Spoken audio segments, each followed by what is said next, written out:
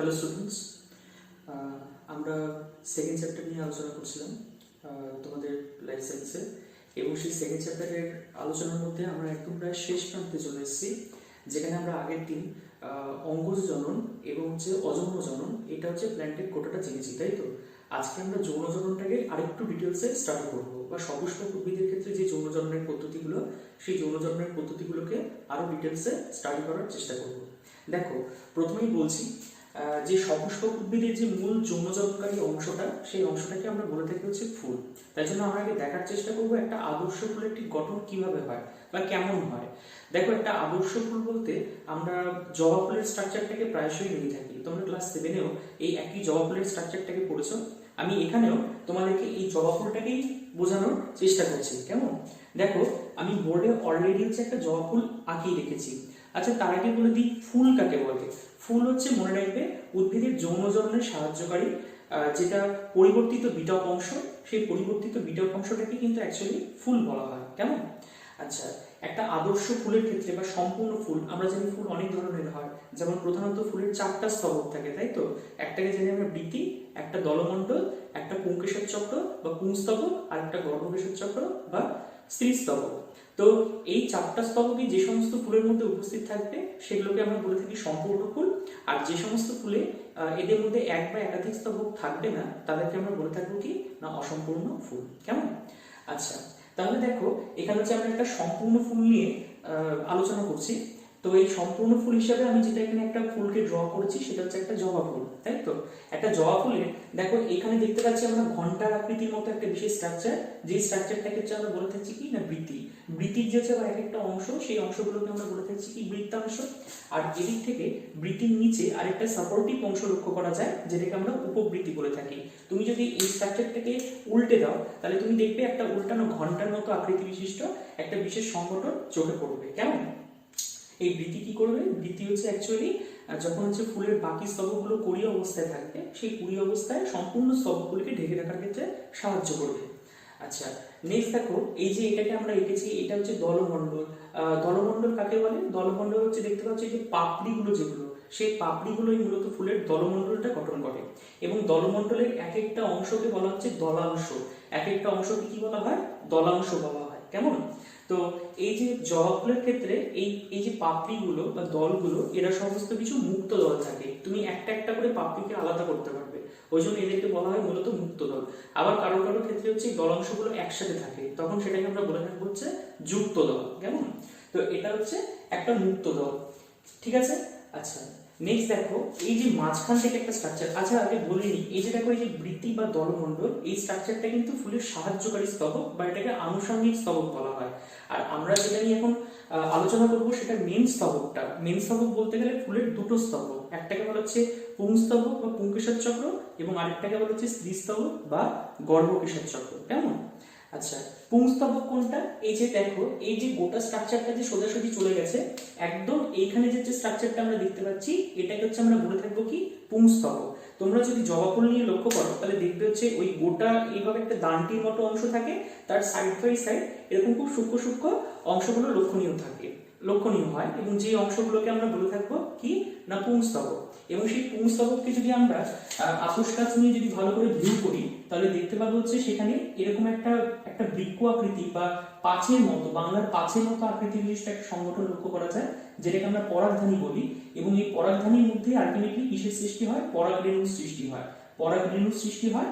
আর এখানে যেটা দণ্ডাকার অংশটার সংগঠন লক্ষ্য করা যায়, সেটাকে আমরা বলে থাকি মূলত পুংদণ্ড। কেমন? আচ্ছা, আর মনে রাখবে, এই পরাগধানীর মধ্যে পরাগধানীর মধ্যে যে পরাগরেণুটা থাকে, সেই পরাগরেণুগুলো অ্যাকচুয়ালি কিন্তু হ্যাপ্লয়েড সেল প্রকৃতি বা হ্যাপ্লয়েড প্রকৃতি। কেমন? অর্থাৎ এই পরাগধানীর মধ্যেই রেণু মাতৃকোষ থাকে, পরাগরেণু মাতৃকোষ থাকবে, এবং সেখান থেকে যে পরাগরেণুগুলো উৎপন্ন হবে, সেগুলো সবই হবে হ্যাপ্লয়েড কোষ সংখ্য বা হ্যাপ্লয়েড ক্রোমোসোম বিশিষ্ট হবে। ঠিক আছে? আচ্ছা, এবার দেখো, আমরা এই স্ট্রাকচারটার মধ্যে চলে আসি। আগে প্রিলিমিনারি জানো। এই যে দেখতে পাচ্ছ, এই যে এখানে একটা, দুটো, তিনটে, চারটে, পাঁচটে, এই 5টা অংশ দিয়েছে। এই 5টা অংশ কালক্রমে এক হয়ে একদম নিচে গিয়ে মিলিত হয়েছে। কেমন? এটাকে আমরা বলে থাকি গর্ভকেশর চক্র। এবার এই গর্ভকেশর চক্রের যে এক একটা অংশ দেখতে পাচ্ছ, এই এক একটা অংশকে বলা হচ্ছে গর্ভপত্র। এক একটা অংশকে বলা হচ্ছে গর্ভপত্র। এবং এক একটা অংশ যদি ভালো করে নোটিস করা যায়, তাহলে এটা এরকম একটা অংশ যেটাকে আমরা বলে থাকছি গর্ভমুণ্ড, একটা এরকম দণ্ডাকার অংশ যেটাকে আমরা বলে থাকছি হচ্ছে গর্ভদণ্ড, আর এইদিকে হচ্ছে একটা অংশ যে অংশটাকে আমরা বলে থাকছি হচ্ছে ডিম্বাশয়। অর্থাৎ গর্ভমুণ্ড, গর্ভদণ্ড এবং ডিম্বাশয় এই তিনটে সংগঠন দ্বারা তৈরি হয়। কেমন? তো এটা হচ্ছে তোমার স্ত্রীস্তবক। ঠিক আছে, তাহলে এটা এই পুংকেশর চক্র বা পুংস্তবক এবং হচ্ছে গর্ভকেশর চক্র বা স্ত্রীস্তবক এটাই কিন্তু ফুলের প্রধান স্তবক, আর এটাই হচ্ছে জননের বিকাশ ঘটাতে বা জনন করতে মূলত সাহায্য করবে, বা সর্বশেষ উদ্ভিদের প্রধান অংশ বা যৌনজননের প্রধান অংশ তোমরা বলতে পারো। ঠিক আছে, আচ্ছা এটা গেল হচ্ছে আমরা একটা আদর্শ ফুলের গঠন আলোচনা করে নিলাম। এবার তোমাকে আমি অলরেডি বললাম যে একটা ফুল কিন্তু বিভিন্ন ধরনের হয়।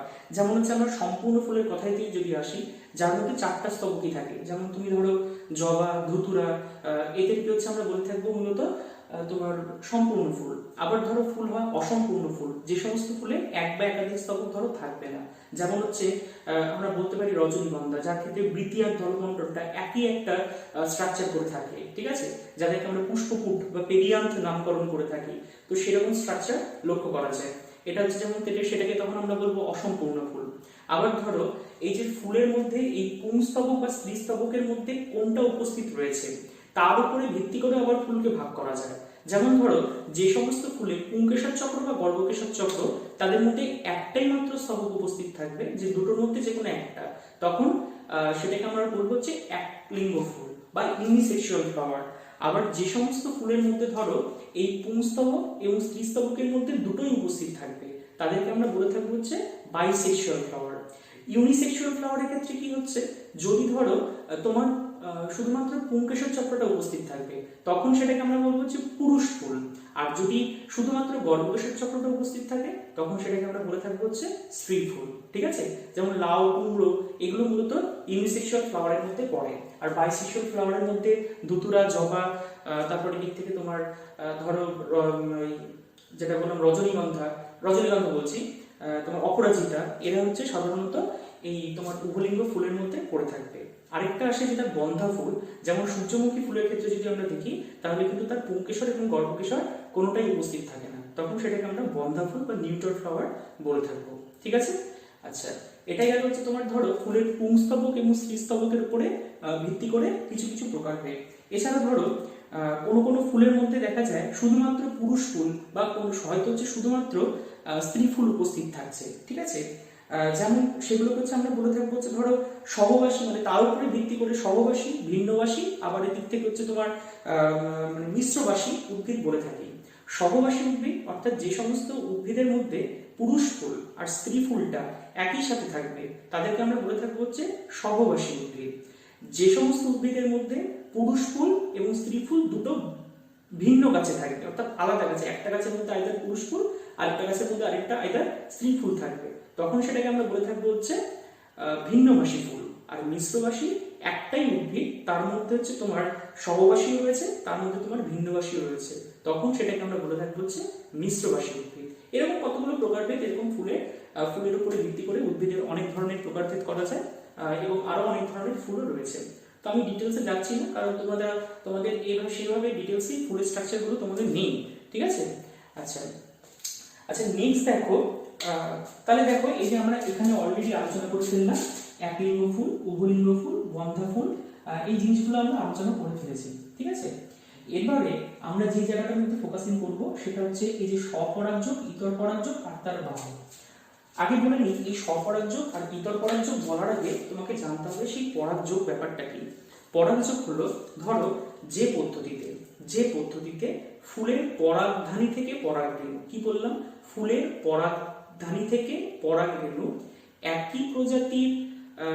একই প্রজাতির অন্য গাছে বা একই গাছের অন্য ফুলে বা একই গাছের সেই ফুলের গর্ভমুণ্ডে স্থানান্তরিত হয়, তখন সেই প্রক্রিয়াটাকে বলতে হচ্ছে পরাগযোগ বা পরাগমিলন। কেমন ব্যাপারটা, ধরো এই যে তুমি দেখতে পাচ্ছ এই যে এখানে তোমার রয়েছে পরাগধানী, তাই তো, এই পরাগধানীর মধ্যে তাহলে কি রয়েছে, পরাগরেণু রয়েছে।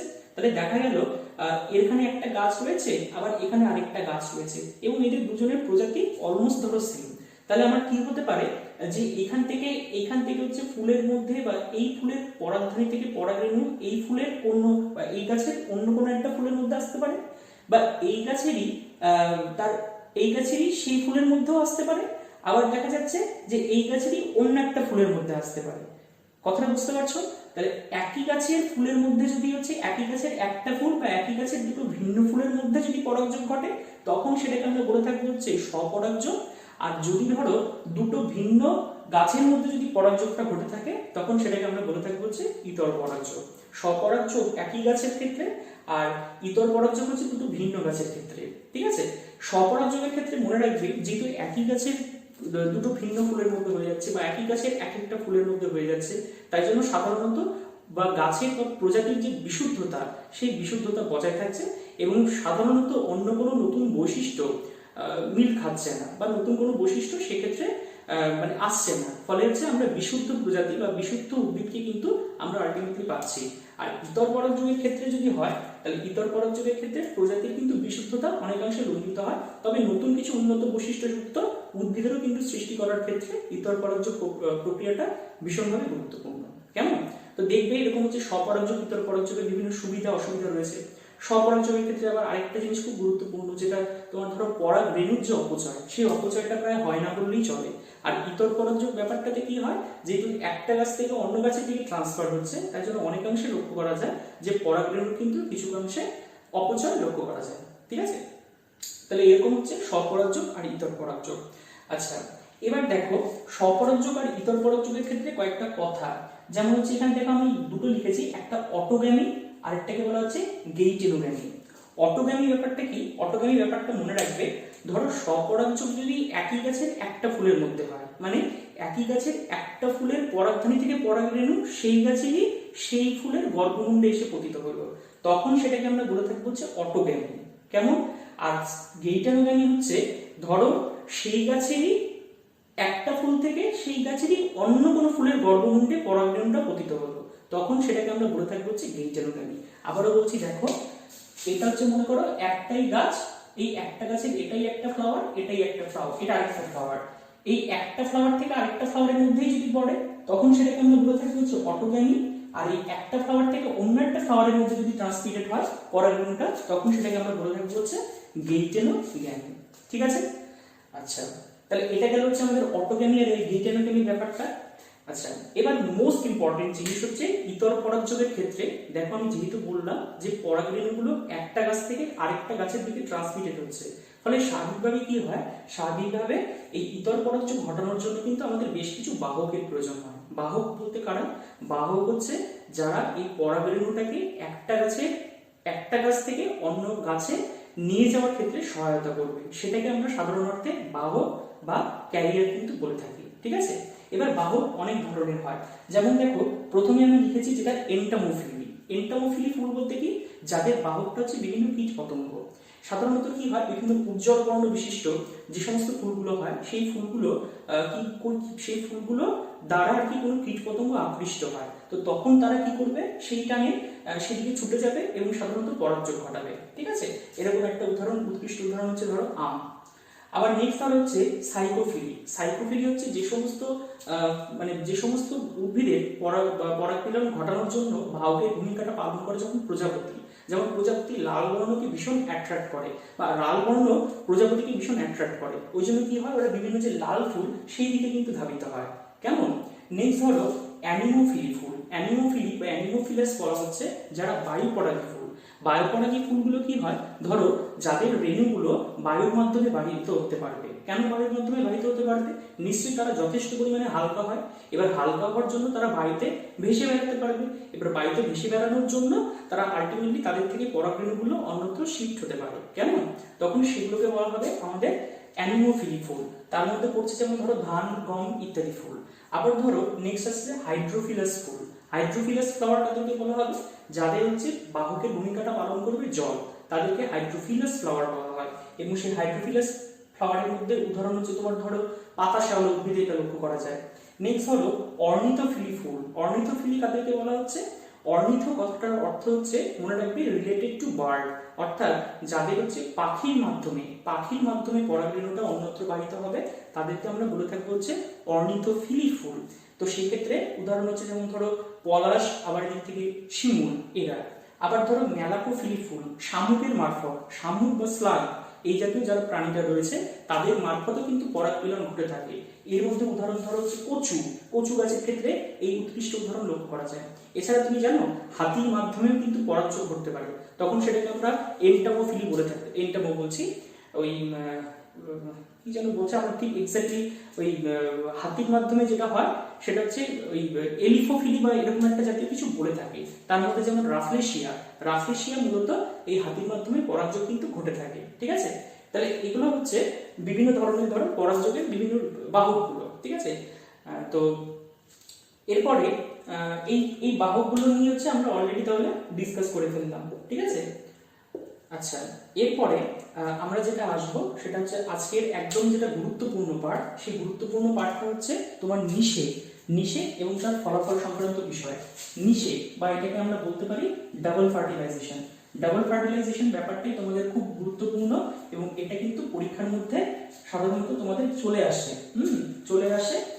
এবং মনে রাখবে শুধুমাত্র প্রক্রিয়া না, এর ছবিটাও ভীষণভাবে ইম্পর্টেন্ট। আমি অলরেডি যেটা তোমাদের বোর্ডের মধ্যে ড্র করে দিয়েছি, অর্থাৎ এখন তোমাদের স্ট্রিক্টলি ফোকাসিং হবে এই ছবিটার ক্ষেত্রে। ঠিক আছে, আচ্ছা একবার ভালো করে নোটিস করো, এটা হচ্ছে তোমার একটা গর্ভপত্র, তাই তো? এবং এই গর্ভপত্রের মধ্যে একদম উপরের যে অংশটা এটাকে হচ্ছে আমরা বলে থাকি হচ্ছে গর্ভমুণ্ড, একদম দণ্ডাকার যে সংগঠনটা সেটাকে আমরা বলে থাকছি গর্ভদণ্ড, আর এই যে নিচের দিকের যে সংগঠনটা এটাকে আমরা বলে থাকছি কি গর্ভাশয় বা ডিম্বাশয় আমরা বলে থাকছি, তাই তো? আচ্ছা দেখো কি হয়, আমরা জানি এই যে পরাগমিলন পদ্ধতিতে পরাগরেণুগুলো চলে আসলো কোথায়? আমার পরাগরেণু চলে আসলো মূলত ফুলের গর্ভমুণ্ডের মধ্যে চলে আসলো। ঠিক আছে, এবং এই গর্ভমুণ্ডের মধ্যে আমরা জানি পরাগরেণু রয়েছে, এখন পরাগরেণুগুলো রয়েছে। আর অলরেডি আমি যেটা বললাম যে পরাগরেণুগুলোর যে রেণুমাতৃ কোষটা থাকবে সেই রেণুমাতৃ কোষটা অলরেডি কি হয়েছে, সেগুলো হচ্ছে বিভাজিত হয়ে গেছে মিওসিস প্রক্রিয়ায়, এবং বিভাজিত হয়ে যাওয়ার দরুন তারা কি করেছে, এখানে রেণু সৃষ্টি করেছে। এবং রেণুগুলোর যেটা টোটালটাই তোমার হচ্ছে ক্রোমোসোম নাম্বারটা কি হবে, সেগুলো হচ্ছে হ্যাপ্লয়েড প্রকৃতির হবে, তাই তো? এবার ধরো যেই মুহূর্তে এই পরাগরেণুগুলো এই গর্ভমুণ্ডের এসে মধ্যে পতিত হলো, তখন আলটিমেটলি কি হয়, এই গর্ভমুণ্ড থেকে কিছুটা পরিমাণে রস এই পরাগরেণুগুলো শোষণ করে নেয়, তার ফলে এটা আলটিমেটলি স্ফীতকায় হয়ে যায়। কি হয়ে যায়? স্ফীতকায় হয়ে যায়। তখন এই পরাগরেণুর যে অন্তঃস্তবগুলো থাকে সেই অন্তঃস্তবগুলোর জন্য আলটিমেটলি এখানে একটা নালীর মতো সংগঠন সৃষ্টি হয়ে যায়, ভেতরের দিকে একটা নালীর মতো সংগঠন সৃষ্টি হয়ে যায়, যে নালীটাকে আমরা পরাগনালী বলে থাকি। এবং এই পরাগনালীর মধ্যে এই পরাগরেণুর যে নিউক্লিয়াসটা থাকে কিনা, সেই নিউক্লিয়াসটা আলটিমেটলি বিভাজিত হয়ে যায়, নিউক্লিয়াসটা মাইটোটিক্যালি বিভাজিত হয়ে দুটো পুংজনন কোষের সৃষ্টি হয়। কি বললাম? এই পরাগনালীর মধ্যে পরাগরেণুর যে নিউক্লিয়াসটা সেটা মাইটোটিক্যালি ডিভাইড হয়ে এই যে দেখো এখানে হচ্ছে আমি দুটো ডটের মতো স্ট্রাকচার দিয়েছি, এটাকে হচ্ছে আমরা পুংগ্যামেট বলে থাকছি। এটাকে আমরা কি বলে থাকছি? পুংগ্যামেট বা পুংজনন কোষ বলে থাকছি। ঠিক আছে, আচ্ছা এবার তুমি এই জায়গাটা সম্পর্কে একটু ক্লিয়ার হও। এটা কিন্তু হচ্ছে আমি মূলত একটা হচ্ছে ধরো ডিম্বকের স্ট্রাকচার আমি এখানে দেখিয়েছি, বা ডিম্বকের স্ট্রাকচার বা তুমি বলতে পারো একটা ভ্রূণস্থলী স্ট্রাকচার আমি দেখিয়েছি। ভালোভাবে দেখো এই স্ট্রাকচারটাকে জাস্ট এই জিনিসটাকে মনে রাখবে এখানে, আর এই জিনিসটাকে মনে রাখবে উপরে, মানে অর্থাৎ এই স্ট্রাকচারটাকে টোটালি আমি রিভার্স করে আঁকিয়েছি। দেখো এই যে এখানে যে স্ট্রাকচারটা দেখা যাচ্ছে, এই যে নীল রঙের যে গোটা স্ট্রাকচারটা, এটাকে বলা হচ্ছে ভ্রূণস্থলী। ঠিক আছে, আচ্ছা এই ভ্রূণস্থলীর ক্ষেত্রে ইনিশিয়ালি এখানে একটা নিউক্লিয়াস থাকে, এবং এই একটা নিউক্লিয়াস তারপরে কি হয়, মাইটোসিস পদ্ধতিতে বিভাজিত হয়ে যায়। মাইটোসিস পদ্ধতিতে ভ্রূণস্থলীর একটা নিউক্লিয়াস বিভাজিত হয়ে এখানে মোট 8টা নিউক্লিয়াসের সৃষ্টি করে। কটা নিউক্লিয়াসের সৃষ্টি করে? 8টা নিউক্লিয়াস। এবং এই 8টা নিউক্লিয়াসের মধ্যে 3টা নিউক্লিয়াস এইদিকে, এই অংশটাকে বলা হচ্ছে ডিম্বক মূল। এই যে এই দিকের যে অংশটা এটাকে বলা হচ্ছে ডিম্বক মূল, আর এই দিকের যে অংশটা সেটাকে বলা হচ্ছে ডিম্বক ছিদ্র। মাথায় রাখবে তিনটা কোষ বা 3টা নিউক্লিয়াস দেখা যায় ডিম্বক মূলের দিকে অবস্থান করে। ওই 3টা নিউক্লিয়াস মানে এই যে 8টার মধ্যে বলছি, 8টার মধ্যে 3টা এদিকে ডিম্বক মূলের দিকে অবস্থান করে, যাদেরকে আমরা বলে থাকছি হচ্ছে প্রতিপাদ কোষ সমষ্টি, কেমন? আচ্ছা আবার দেখো পরবর্তী যে 3টা পরবর্তী তিনটা নিউক্লিয়াসের মধ্যে দুটো নিউক্লিয়াস একদম ডিম্বক ছিদ্রের কাছাকাছি অবস্থান করবে, এটাকে আমরা বলে থাকবো সহকারী কোষ। আর তার সাথে বা তার উপরের দিকে থাকবে হচ্ছে তোমার আরেকটা নিউক্লিয়াস, যেটা আলটিমেটলি প্রকৃতপক্ষে ডিম্বাণু গঠন করবে। আর দুটো নিউক্লিয়াস একদম সেন্ট্রালে অবস্থান করবে, এইভাবে সেন্ট্রালে অবস্থান করবে। আমি আবারও তোমাকে রিমাইন্ড করে দিচ্ছি, মনে করো এটা হচ্ছে একটা ভ্রূণস্থলী। ভ্রূণস্থলীর মধ্যে ইনিশিয়ালি একটাই আমার নিউক্লিয়াস ছিল, সেই একটা নিউক্লিয়াস মাইটোসিস পদ্ধতিতে বিভাজিত হয়েছে, 8টা নিউক্লিয়াসের সৃষ্টি করেছে। তার মধ্যে 3টা কোথায়? 3টা ডিম্বক মূলের দিকে অবস্থানরত। যারা 3টা ডিম্বক মূলের দিকে অবস্থানরত তারা গঠন করেছে হচ্ছে প্রতিপাদক কোষ। আর যারা ধরো হচ্ছে তোমার ডিম্বক ছিদ্রের দিকে অবস্থানরত, তাদের মধ্যে দুটো গঠন করেছে সহকারী কোষ এবং একটা গঠন করেছে হচ্ছে তোমার ডিম্বাণু। এই যে পরাগরেণুর যে নিউক্লিয়াস, সেই পরাগরেণুর কিন্তু আলটিমেটলি এইটাই কি, ও কিন্তু ডিম্বাণুর দিকে ধাবিত হবে। ও কোথায় ধাবিত হবে? যেভাবেই হোক ও ডিম্বাণুর দিকে কিন্তু ধাবিত হবে। কেমন? তাহলে ভালো করে দেখো তো, এইখানে কি হয়েছে, আমার অলরেডি কি পরাগনালী সৃষ্টি হয়ে গেছে এবং এই পরাগনালীর মধ্যে কিন্তু আমার দুটো পুংজনন কোষ বা পুং গ্যামেট কিন্তু এখানে রয়েছে। ঠিক আছে, এর মধ্যে একটা পুংজনন কোষ প্রথম অবস্থায় কি করবে? এই যে ডিম্বাণুকে নিষিক্ত করবে। বুঝতে পারছো? একটা পুংজনন কোষ কি করবে? এই যে ডিম্বাণু, সেই ডিম্বাণুকে নিষিক্ত করবে। অর্থাৎ এখান থেকে একটা কোষ গিয়ে এই ডিম্বাণু, আমি যদি ছবিটাকে আবার ভালো করে আঁকাই, দেখো এইখানে হচ্ছে দুটো সহকারী কোষ এবং একটা থাকলো কি তোমার এই ডিম্বকের কোষ। এবার কি করলো, এই যে হচ্ছে এইভাবে হচ্ছে ধরো পরাগনালীর মধ্যে দিয়ে আগত যে পুংজনন কোষ, সেই পুংজনন কোষের একটা নিউক্লিয়াস সরাসরি কি হবে, এই ডিম্বাণুর দিকে ধাবিত হবে। তাহলে বুঝবো, তাহলে এখানে ডিম্বাণুর মধ্যে ক্রোমোজোম নাম্বার কত? n। আবার এদিক থেকে হচ্ছে পরাগনালীর মধ্যে এই যে প্রথম যে একটা যে পুংজনন কোষ, তার মধ্যে ক্রোমোজোম নাম্বার কি? n। এবার m আর n যখন মিলিত হলো তখন উৎপন্ন করলো কি? 2n। অর্থাৎ এটা হয়ে গেল কি তখন? এটা হয়ে গেল হচ্ছে তখন জাইগোট হয়ে গেল। কথাটা বুঝতে পারছো? তাহলে এটা হচ্ছে মেল গ্যামেট, আমি এখানে হচ্ছে mg লিখলাম। আর এটা ধরো হচ্ছে ফিমেল গ্যামেট, এখানে হচ্ছে আমি fg লিখলাম। তাহলে মেল গ্যামেট আর ফিমেল গ্যামেট তাদের মিলনে যেটা প্রথম সৃষ্টি হলো সেটা কিন্তু হচ্ছে জাইগোট। এটা কিন্তু এক প্রকার সিঙ্গামির মধ্যে পড়ছে। কেমন? তাহলে এটা হয়ে গেল একবার ফার্টিলাইজেশন। ঠিক আছে, আচ্ছা নেক্সট দেখো, এবার আমার অলরেডি আরেকটা পুং গ্যামেট এখানে বসে রয়েছে, আমার বসে আছে। তাহলে এ কি করবে? এর পরবর্তী স্টেপে কি করে দেখো, এই যে যদি ছবিটাকে ভালো করে নোটিস করো, তাহলে আমি বললাম কি উপরের দিকে আমার কি প্রতিপাদক কোষ সমষ্টি রয়েছে। আচ্ছা, সাহায্যকারী কোষ আর এখানে ডিম্বাণুর গল্প আমার মোটামুটি চলে গেল। এবার এই যে মাঝখানে আমার অলরেডি হচ্ছে দুটো নিউক্লিয়াস বসে আছে। আমি বললাম তোমাকে যে 8টা নিউক্লিয়াসের মধ্যে দুটো নিউক্লিয়াস আমার সেন্ট্রালে রয়েছে, তাই তো?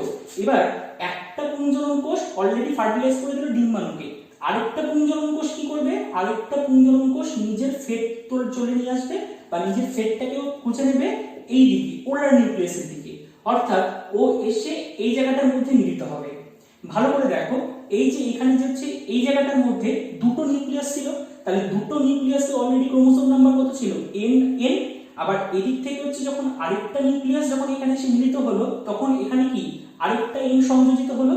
তাহলে এটা হয়ে গেল কি? হয়ে গেল হচ্ছে 3n।